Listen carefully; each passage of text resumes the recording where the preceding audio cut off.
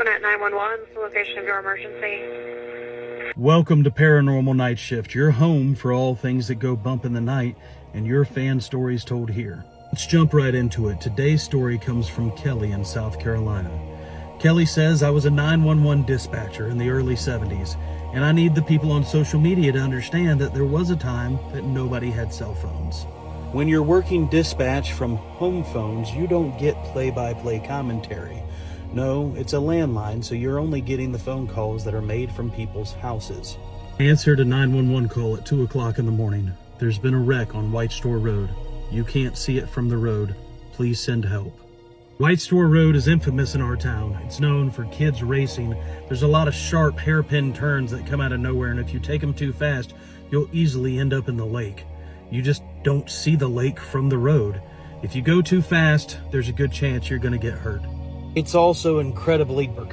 It's a 3-mile stretch of road where you can't see what's at the bottom of the ravine.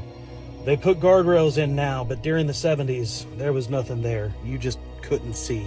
Dispatched officers out there looking for some sort of anything, but there was no sign of a wreck. There was no lights anywhere, and we couldn't see cars anywhere. Whatever it was probably ended up in the lake.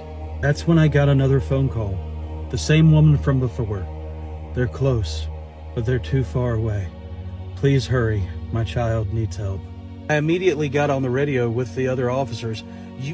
They say that you're close. Do you see a house? Do you see anybody? Whoever's on the phone has to be in one of these houses. They'll know where you're at. Just, they said you're close. Immediately after getting off the radio, the phone rings again. The lake.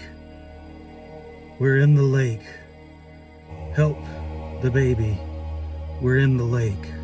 Ma'am, I need you to stay on the phone with me. If you're in one of the houses, please flicker the lights. Let the officers know that you're there, that you see them, and then show them where you're at. I need you to talk to the officers if you're there. The line went dead. Again, this is in the early 70s. There's no cell phones. There's no tracking these calls. We have no way to call the number back. Officers are scouring the very steep ravine near the lake, and they finally see tire tracks. They're trying to get the car out, and the phone on my end rings one more time. Take care of the baby. Ma'am, what is your name? Are you in one of the houses around? What is your name? Kathy, she says. Officers had now found the car. I come over the radio, check the back seat. Check the back seat for the baby. Sure enough, there was a baby in the back seat. The driver did not make it past impact. Her name was Kathy. I've tried to explain this story in my head 1,000 times, and I just can't. There were no cell phones back then. There were no GPSs.